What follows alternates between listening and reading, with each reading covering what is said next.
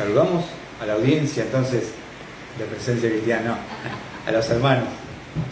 No, para aquellos que no entienden, tenemos un programa de la iglesia hace 23 años, entonces me sale el saludo de la audiencia, pero a mis hermanos.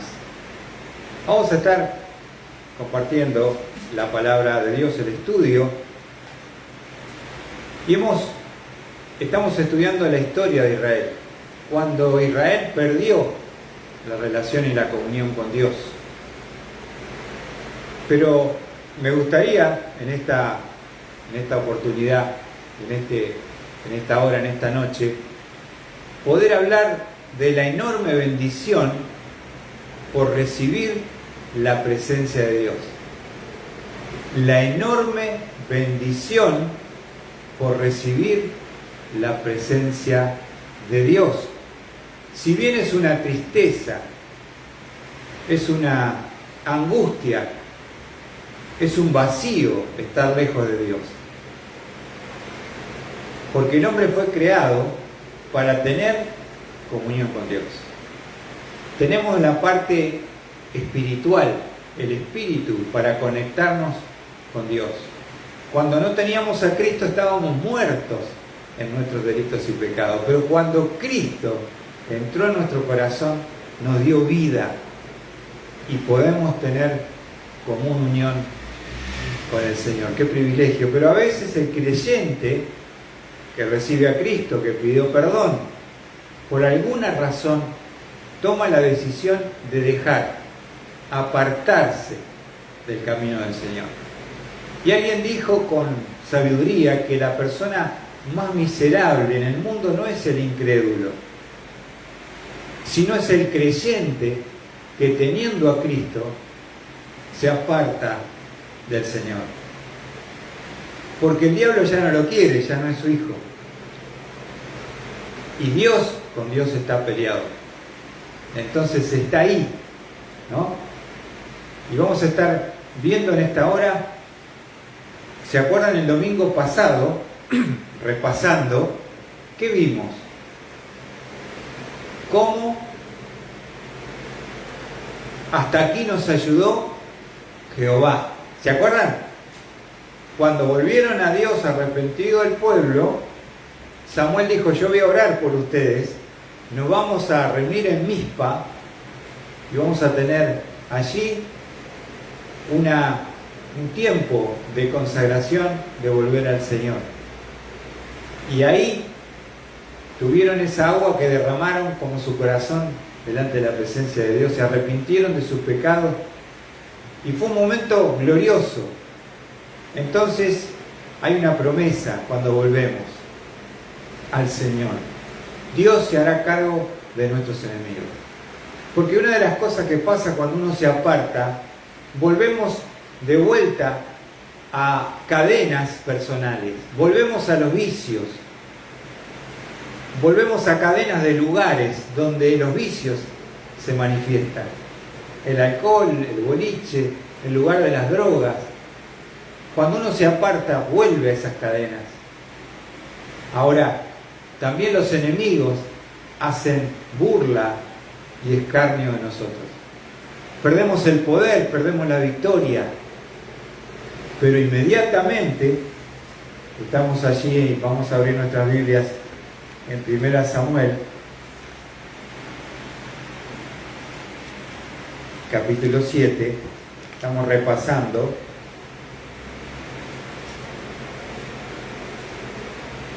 Hay una promesa que le va a dar el hombre de Dios.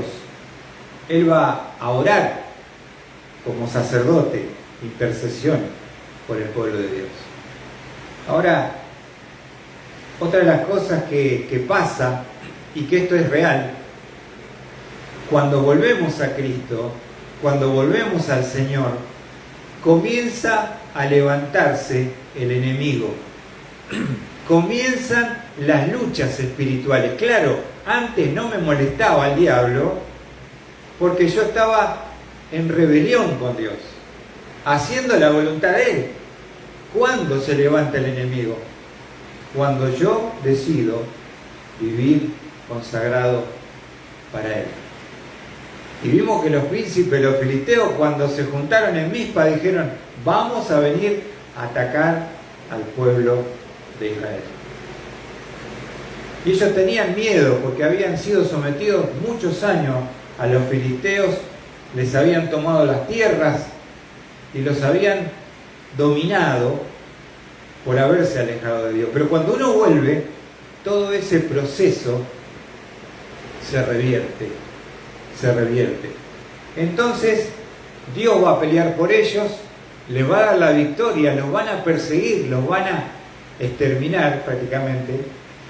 Y nos dice la palabra que en el 1 Samuel 7:13, los filisteos fueron sometidos y no volvieron más dentro de los límites de Israel. Y la mano del Señor estuvo contra los filisteos todos los días de Samuel.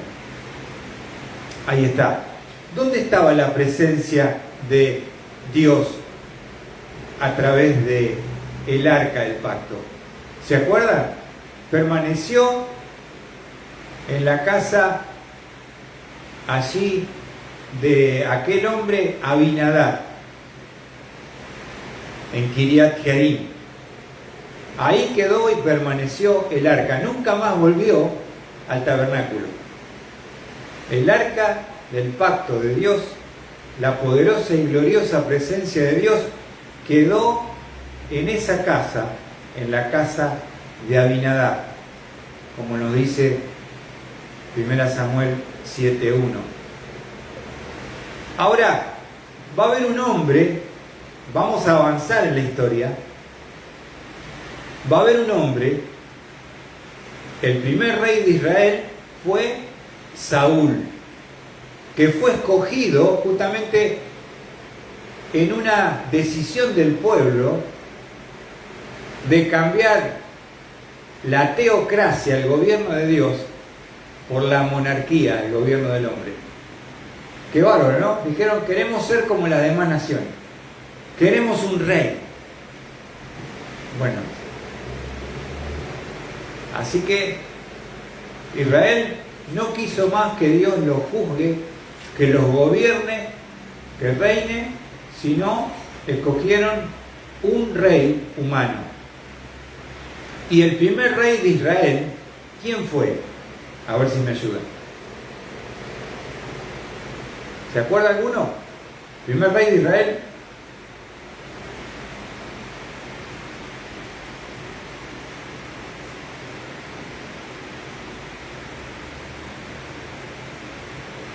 El primer rey de Israel, ¿qué fue? Saúl. Saúl fue el hombre que fue elegido conforme a lo que el pueblo quería. ¿Se entiende? Un hombre alto, medía como 2 metros, le llevaba una cabeza a todos, era hermoso, alto, pero tenía una apariencia hermosa, pero un feo corazón. No tenía un corazón que quisiera agradar y honrar a Dios. Así que Saúl los gobernó por 42 años, fue rey sobre Israel.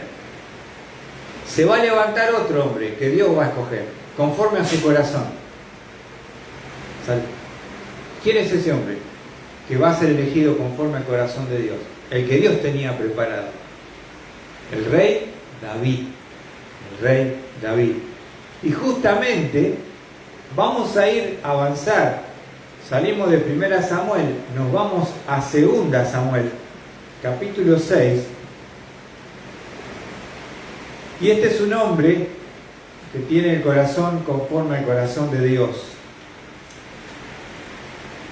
Fue el que Dios escogió.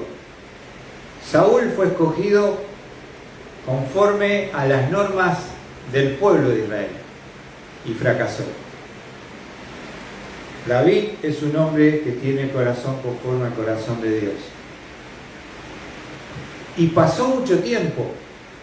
Y entonces el rey David va a tomar una decisión. 2 Samuel capítulo 6, versículo 1. Dice la palabra de Dios. Volvió David a reunir a todos los hombres escogidos de Israel, 30.000. Y David se levantó y fue con todo el pueblo que estaba con él a Baalá de Judá, para hacer subir desde allí el arca de Dios, la cual es llamada por el nombre del Señor de los ejércitos, que está sobre los querubines. Ahora, cuando uno quiere que la nación siga los caminos de Dios, lo primero que hay que hacer es poner a Dios en el lugar que se merece, donde debe estar. ¿Dónde está el arca del pacto, la gloriosa presencia del Señor?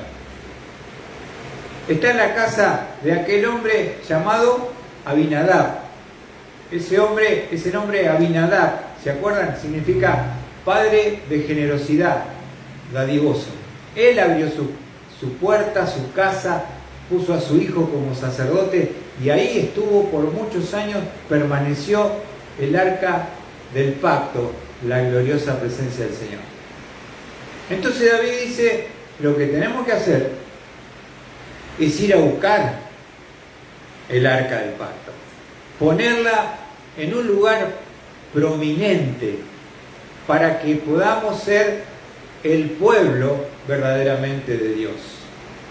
Entonces lo que él toma como rey es una decisión: ir a buscar a Kiriat Jearim, a la casa de Abinadab, el arca del pacto, que por muchísimos años permaneció allí, porque ya nunca más volvió a Silo, al tabernáculo. Solamente quedaba el arca, la protección con el sacerdote y el cuidado. Ahora, es muy lindo esto, porque uno puede aprender de la historia, y lo que buscamos en esta lectura de la historia son principios que trascienden los tiempos y las eras. Y cuando hay un hombre de Dios comprometido con Dios, que pone a Dios en el lugar que debe estar, el pueblo va a seguir el camino del Señor. Ahora, David tiene el propósito de David es trasladar el arca del pacto y traerla a su ciudad, que es Jerusalén. Ahí va a ser el centro espiritual, en Jerusalén. Ahora, es una decisión gloriosa y sabia del rey, que muestra su corazón, porque lo primero que dice es: tenemos que traer el arca del pacto, tenemos que ir a buscarla. ¿Es algo bueno? ¿Qué te parece, Sam? Es algo bueno, es algo que honra, porque están pensando dónde tenemos a Dios como nación en este momento. Nos hemos olvidado de Dios, hemos dejado en esa casa de Abinadab el arca del pacto, la gloriosa presencia de Dios, y necesitamos volver a traerla en el centro espiritual que se va a transformar Jerusalén.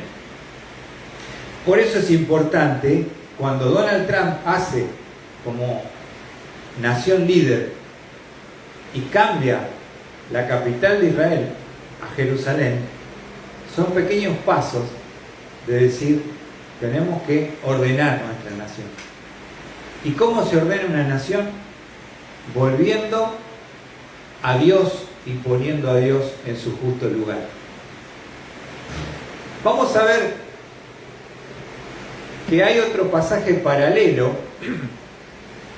Mantengan ahí en 2 Samuel, donde se relata este mismo acontecimiento y el propósito de David con todo el pueblo de trasladar el arca del pacto.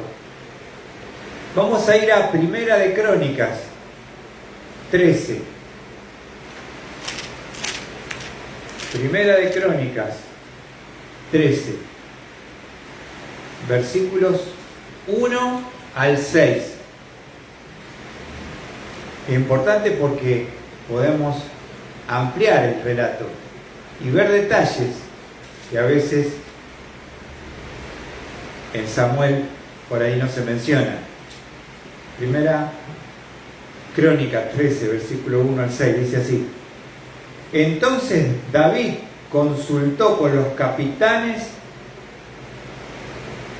de millares y de centenas, es decir, con todos los jefes, todos los ejércitos que tenía, todos los jefes los reunió.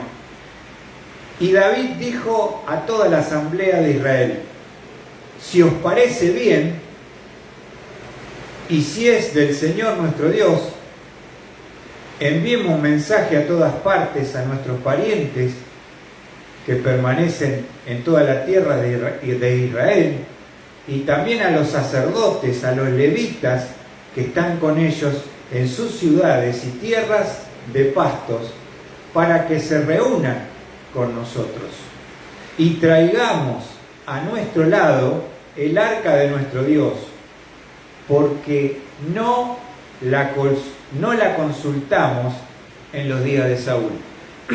Paramos ahí. Uno de los propósitos del arca, la presencia gloriosa de Dios, era consultar a Dios, era preguntar a Dios, pedir guía, pedir su voluntad. Ahora, ¿qué es lo que marca David, Sandra, con respecto a Saúl? Que fue un hombre que no le interesó Dios, que no tenía un corazón conforme al corazón de Dios como David. Él dice, observen el detalle en el versículo 3: traigamos a nuestro lado el arca de nuestro Dios, porque no la consultamos en los días de Saúl. Porque a Saúl no le interesaba Dios, le interesaba él mismo y su gloria. Y podemos estudiar que Saúl estuvo a cargo, liderando la nación, 42 años. ¿Cuánto hace que el pueblo no consultaba a Dios? Fue un hombre que no tuvo relación con Dios. Su relación de Saúl con Dios fue a través del sacerdote Samuel y ritos. Pero nunca tuvo un corazón que amara, siguiera y honrara a Dios. Por eso terminó endemoniado, consultando a los muertos, y Dios lo mató. Una triste historia la de Saúl. Un hombre que no tenía nada que ver con Dios. Si bien Dios le dio regalos y privilegios, ¿viste? Terminó de una manera satánica, triste, y murió. Ahora se levanta otro hombre. Y él dice, una de las cosas que necesitamos volver es volver a poner a Dios en el lugar que corresponde. Pero en segundo lugar, necesitamos consultar a Dios en nuestra decisión. Cuando uno vive apartado, vive bajo su propio entendimiento y su propia inteligencia. Carecemos de sabiduría. Somos necios como el mundo. Por eso tropezamos, caemos, tomamos mala decisión y sufrimos las consecuencias. No es gratis apartarse del Señor. Y cuando uno vuelve, tiene que volver entonces a recuperar el tiempo y la presencia de Dios y las actividades perdidas. Me encanta este texto. Primera Crónicas, capítulo 13, versículo 3. ¿Qué dice David? Traigamos a nuestro lado el arca de nuestro Dios, porque no la consultamos en los días de Saúl. Hay que recuperar a Dios, ponerlo como el centro geográfico, espiritual de nuestra vida, nuestro corazón, y volver a pedirle consejo a Dios. Fíate de Jehová con todo tu corazón y no te apoyes en tu propio entendimiento. Lo dice Proverbios 3, 5 y 6. Debemos acercarnos a Dios, ponerlo en primer lugar y comenzar a experimentar la diferencia. Y eso es lo que quiere David. Ahora dice versículo 4. Fíjense que fue toda una organización y un movimiento nacional para tomar la decisión. No es que se emocionó y dijo, bueno, vamos a buscar el arca, yo soy el rey, tomo la decisión. No, él consultó con los militares, con su ejército, los jefes, consultó y invitó a todos a participar, los sacerdotes, los levitas. Versículo 4. Y toda la asamblea dijo que así lo harían, porque esto pareció bien a todo el pueblo. Entonces David congregó a todo Israel, desde Sior de Egipto hasta la entrada de Hamat, para traer el arca de Dios de Kiriat Jearim. Ahí está. ¿Qué decisión trascendental toma el rey David? ¿Era algo que le honraba a Dios y le agradaba a Dios? ¿Volver a ponerlo en el lugar que se merece? ¿Volver a consultarle cuando hubo un rey que no le importó en 42 años buscar a Dios? ¿Que terminó de la manera que terminó Saúl? Ahora, yo les quiero decir verdaderamente, ¿no? Dice el versículo 6, y subió David con todo Israel a Balá, es decir, a Kiriat Jearim, que pertenece a Judá, para hacer subir desde allí el arca de Dios, el Señor, que está sobre querubines, donde se invoca su nombre. Ahí está. Ahora, el propósito de David de trasladar el arca del pacto y traerla a Jerusalén. Eso es bárbaro. Pero vamos a ver que en este traslado, y esto quiero decir también, hermanos,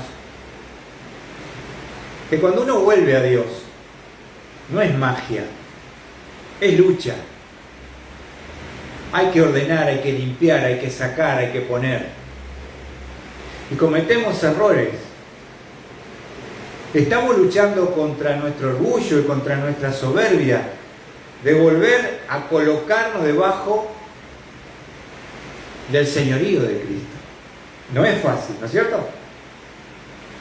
Ahora, este propósito de David de traer el arca, genial, fantástico, fue todo hecho en unidad, todo un movimiento nacional, un avivamiento.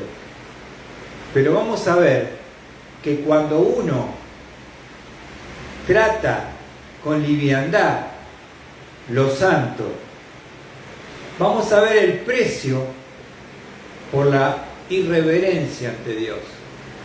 Vamos a volver a 2 Samuel 6. Porque esto que leímos fue fantástico, pero acá vamos a encontrar un problema. El precio por la irreverencia ante Dios. ¿Saben por qué, hermanos? Porque cuando uno está tan lejos y vuelve o quiere volver, está en esa lucha, nos cuesta recuperar ese corazón que estuvo dominado por el orgullo, por el pecado, por la rebelión satánica, y vamos a cometer errores y vamos a sufrir las consecuencias en esa búsqueda y en ese orden de poner a Dios donde merece. ¿Saben por qué? Porque vamos a ver qué pasó. Sigamos el relato. 2 Samuel capítulo 6.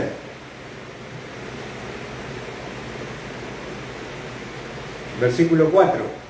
Ya vimos lo que había decidido, que fueron todos, que estaban contentos. Dice el versículo 4, 2 Samuel 6, 4. Y lo llevaron con él, el arca de Dios, de la casa de Abinadab, que estaba en la colina, y Ahío iba delante del arca. David y toda la casa de Israel se regocijaba delante del Señor, con toda clase de instrumentos hechos de madera de abeto, con liras, arpas, panderos, castañuelas y címbalos. Ahora, qué alegría cuando comienza a moverse la presencia de Dios para llevarla al centro geográfico de Jerusalén. Pero también cuando queremos poner a Cristo como Señor, ¿cómo luchamos? ¿Cómo hay guerra? ¿Y cómo hay errores? Porque ellos pusieron el arca en un carro nuevo, que era, según la ley, estaba bien. Eso estaba bien. Pero va a pasar algo en el traslado, que va a causar muerte. Vamos a ver en el versículo 6. Pero cuando llegaron a la era de Nacón, paramos ahí, va a haber un lugar, un punto geográfico que se llama, ¿cómo? Se llama, ¿me ayudan? Segunda Samuel 6. Segunda Samuel 6. ¿Está bien, amor? Ahora, una vez, cuando estaba estudiando la palabra de Dios en mi juventud, tenía un profesor de geografía bíblica. Y él nos decía que no podemos entender el Antiguo Testamento si no entendemos la geografía. Nosotros no tenemos ni idea de lo que leemos. Y es importante conocerla para entenderla. Ahora, cada punto tiene una enseñanza importante. Porque este hecho que va a pasar va a suceder en un lugar llamado, versículo 6, pero cuando llegaron a la era de ¿quién? De Nacón. ¿Y a vos qué te dice Nacón? Yo, hebreo, no sé, pero estudiando la palabra hebrea, ¿qué significa Nacón? Significa preparado. Nacón significa preparado y es la raíz. La raíz de esta palabra implica estar erguido, como orgulloso. En otras palabras, uno quiere hacer un acto santo de trasladar la presencia santa de Dios, valga la redundancia, de una manera que a veces lo hacemos con irreverencia y sin temor. ¿Se entiende? Estamos en Nacón. No estamos preparados, no hemos bajado nuestro orgullo y eso va a traer dolor y muerte. ¿Por qué?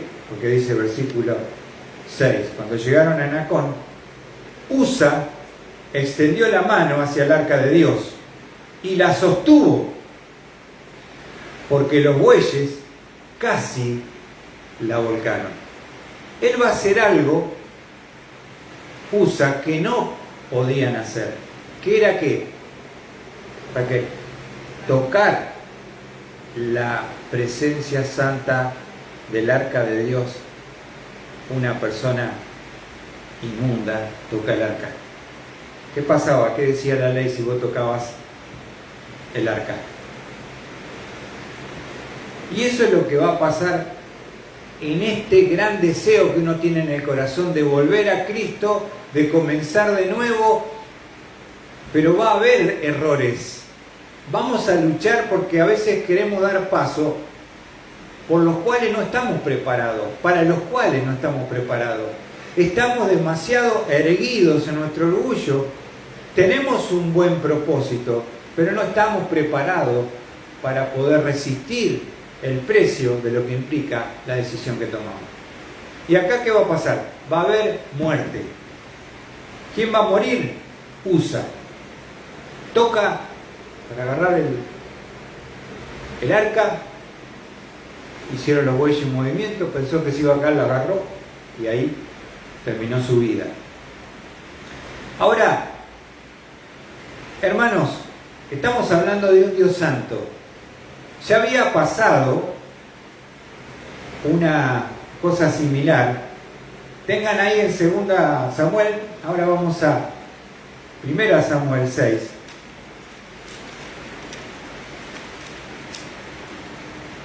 ¿Te acordás, Raquel, cuántos meses tuvo el arca bajo el poder de los filisteos cuando la tomaron ellos?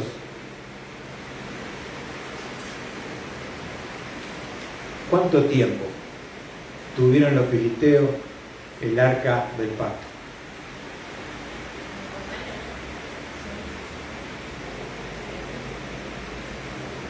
¿Te acordás? 7. Muy bien. 7 meses, ¿se acuerdan? Ahora empezaron a tener problemas con los oídos, ¿no se acuerdan? Se le caía el lagón, se le cortaba la cabeza. Y se saquen esto, hagan los ratones de oro, los tumores de oro, pónganlo en un carro nuevo y mándenlo para devolverlo a Israel. ¿Y a dónde llega? Llega la presencia de Dios cuando es de vuelta. Vamos a ver que llega en el capítulo 1 Samuel, capítulo 6, versículo 13.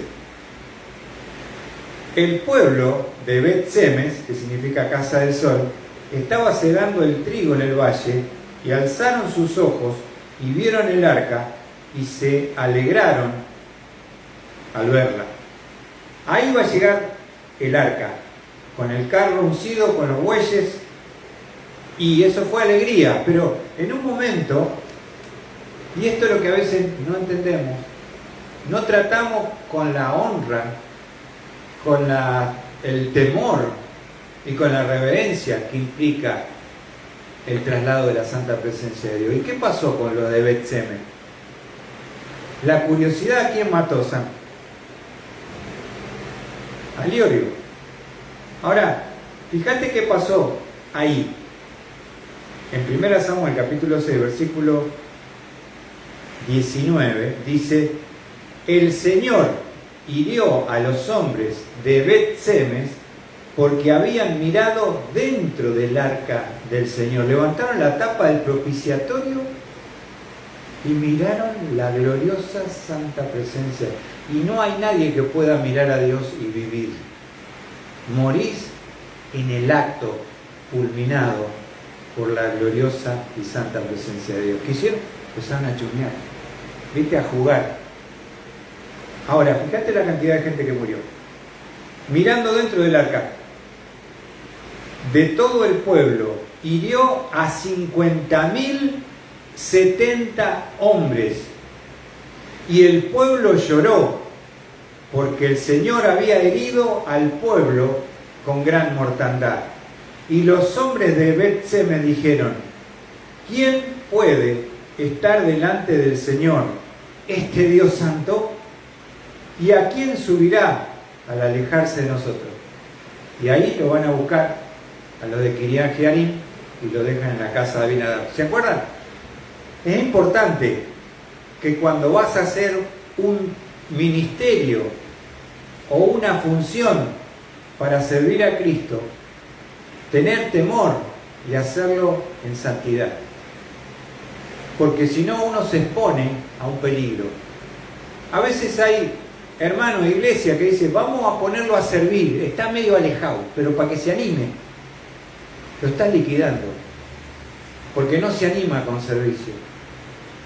Primero hay que restaurarlo, primero hay que sanarlo, primero hay que volverlo a la comunión. Y cuando está bien, empezar después como un premio es el servicio, ¿se entiende? Y acá vemos que murieron 50.070 hombres. Ahora, pasaron los años, vuelve David. ¿Y quién muere ahora? Usa. Ahora les quería mostrar un texto en Números 4:15 que nos habla de que no es que Dios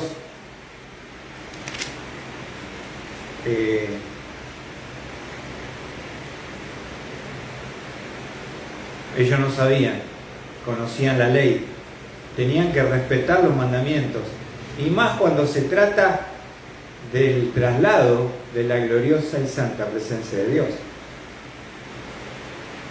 Números 4, versículo 15. Dice: cuando Aarón y sus hijos hayan terminado de cubrir los objetos sagrados y todos los utensilios del santuario, cuando el campamento esté para trasladarse, vendrán después los hijos de Coat para transportarlos, para que no toquen los objetos sagrados, pues morirán. Pues estas son las cosas que transportarán los hijos de Coat en la tienda de reunión. Había una raza, un grupo específico, especial, consagrado para este movimiento. Si lo hacía uno que no era o tocaba lo santo, moriría. Lo dice la ley. Versículo 4:20 dice: pero no entrarán ni por un momento a ver los objetos sagrados para que no mueran. ¿Ven? ¿Qué hicieron los de Bet-Semes? Fueron a mirar. ¿Qué dice la ley? Vas a morir. No podés tocar lo santo. ¿Qué va a pasar? Va a morir. Dios no cambia. Dios y sus mandamientos y su presencia debe causarnos el temor. Y eso es lo que produjo la muerte de los 50.000, 70 hombres. Dijeron: ¿qué santo es Dios? No podés andar jugando y espiando y mirando. No podés tocar el arca sin ser consumido por la gloriosa y santa presencia de Dios. Ahora, lo que David hizo es bueno, el propósito es bueno, pero por ahí estaban en Nacón, no estaban totalmente preparados, no estaban completamente todavía dominados por el orgullo.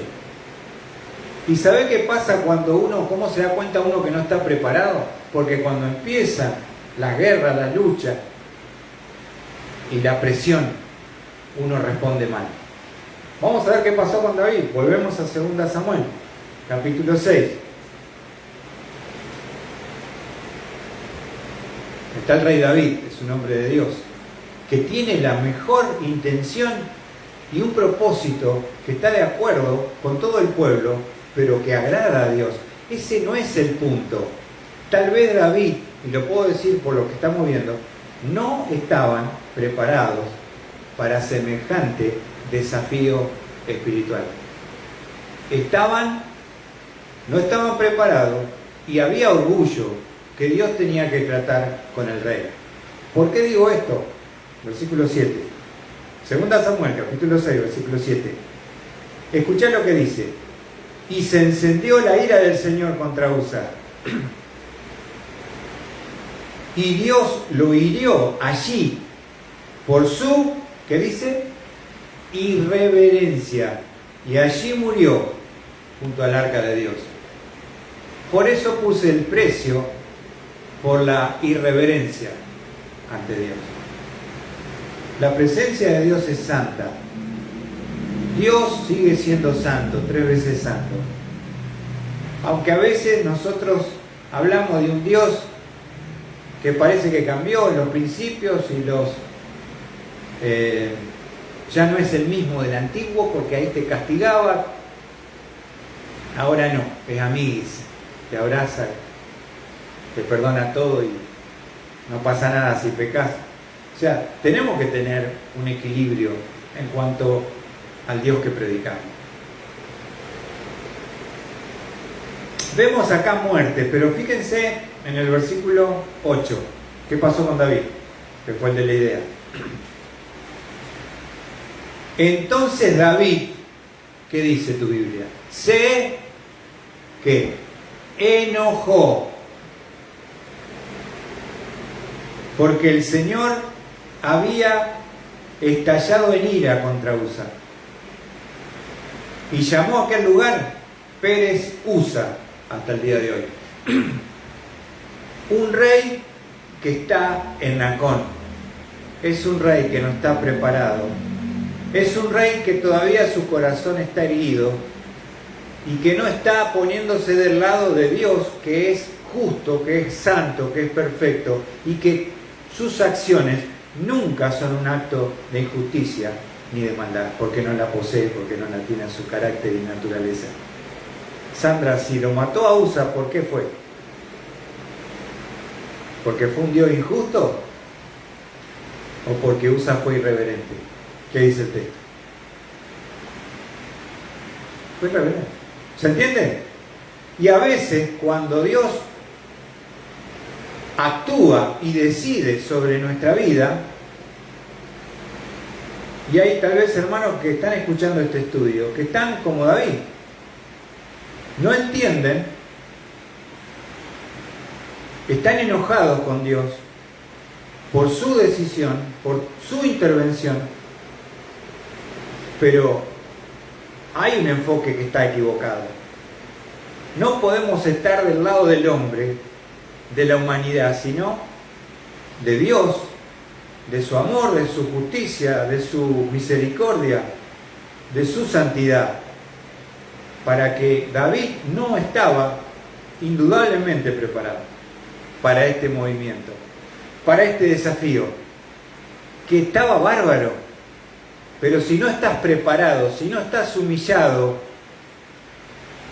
no va a ser de bendición lo que querés hacer, va a ser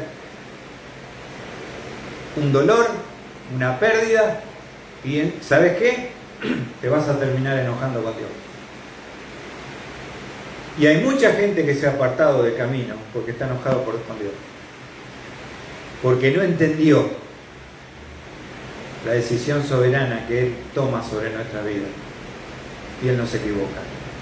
Él es perfecto. No hay nadie que me ame más que Dios. Pero a veces el problema no es la intervención ni lo que Dios hace, sino que hay cosas que cambiar adentro. Hay que bajar la cabeza, hay que pedir perdón, hay que humillarse y hay que decir, tal vez hemos cometido un error. No lo hemos hecho como deberíamos haberlo hecho, por eso fracasamos. Y Él le pone un nombre a ese lugar. Fíjate que estaba tan enojado que le pone Pérez Usa. Esa palabra en hebreo, Pérez, significa quebrantamiento, ruptura. Algo se rompió en David. Hay un quebrantamiento porque él está enojado, está dominado por sentimientos. Mira lo que dice en el versículo 8 dice que David se enojó. En el versículo 9 dice, David tuvo temor del Señor. Ahora, cuando uno se maneja o es manejado por sentimientos, está enojado y miedo y frustración,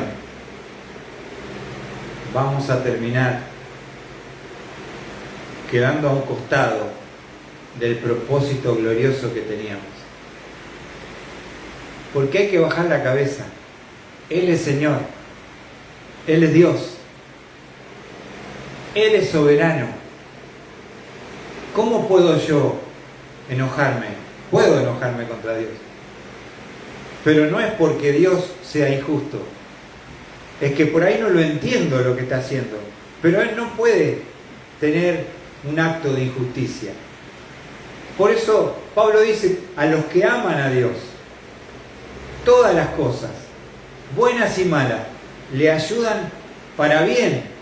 Y el versículo 29 habla de formar a Cristo. Eso es bien.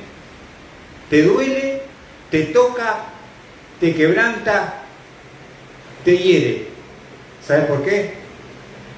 Porque quiere cambiar tu vida. Porque quiere que estés a la altura. David no estaba a la altura. David no estaba preparado. No estaba con la actitud de humillación que requería el desafío de trasladar la gloriosa presencia del Señor. ¿Qué te parece? Ahora, por eso no podemos animar a creyentes que están mal y débiles al servicio palentarlo. Que lo están mandando a tocar los santos. A mí no me gusta que la gente que no es bautizada y creyente toque las cosas acá. Se vaya a cocinar, venga a servir. Es para los santos y los que están bien. Porque no es un boliche esto, no es un bar que servimos trago, ¿viste? No es una verdulería, sin menospreciar. Son las cosas santas de Dios. Y para tocar las cosas tenés que estar bien. Para manipular las cosas, para servir tenés que estar bien. Si no va a ser de tristeza, de dolor, y no vas a entender por qué las cosas no avanzan. Entonces, principio que podemos aprender de un hombre que toma una decisión que agrada y glorifica a Dios. En unidad quiere hacer un movimiento, quiere traer a la nación a Dios, pero hay cosas que el rey todavía, siendo David, debe cambiar. Se trabaron en Nacón, no estaba preparado. Su orgullo erguido, lo vemos en la reacción, se enojó con Dios. Y cuando te enojas con Dios, y cuando tenés miedo que te paraliza, no el miedo que debemos tener hacia Dios, miedo no que nos paralice, sino que nos frena contra el pecado, y estamos frustrados. ¿Sabe qué pasó? Y leemos esto para terminar. Porque David va a aprender de esto, A veces la muerte, el dolor, la pérdida, la enfermedad nos va a enseñar más de Dios que 10 institutos y universidades teológicas. Versículo 9 dice: David tuvo temor del Señor aquel día y dijo, escuchá, ¿cómo podrá venir a mí el arca del Señor? Ahora entiende que no es tan sencillo, que no es tan fácil manejar los santos. Y que si no lo hacemos como se merece, hay pérdida, hay dolor, hay enfermedad, hay muerte. Versículo 10, escuchad. Y David, anotá, no quiso trasladar el arca del Señor con él a la ciudad de David, que es Jerusalén, sino que la hizo llevar a la casa de Obed-Edom Geteo. Es tan pesado el propósito y glorioso si no estoy preparado, que voy a terminar tomando una decisión. No la quiero trasladar. Venían cantando, venían alabando, venían bárbaros. Tuvieron un gesto de irreverencia y una consecuencia de muerte, y David se enoja y le pone Pérez Usa, un momento de quebrantamiento y ruptura en su corazón. Porque yo creo que ahí David se dio cuenta que no estaba a la altura del propósito para el cual Dios lo había llamado. Ahora, esto no es el fin. Él dice, no la quiero llevar, mandémosla a la casa de Obed-Edom,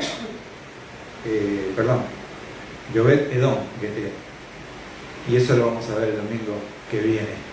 Espero que Dios pueda hablar a nuestro corazón y poder aprender de la historia de Israel y los principios que son actuales para nuestra vida en este momento, para el día de hoy. Que Dios te bendiga.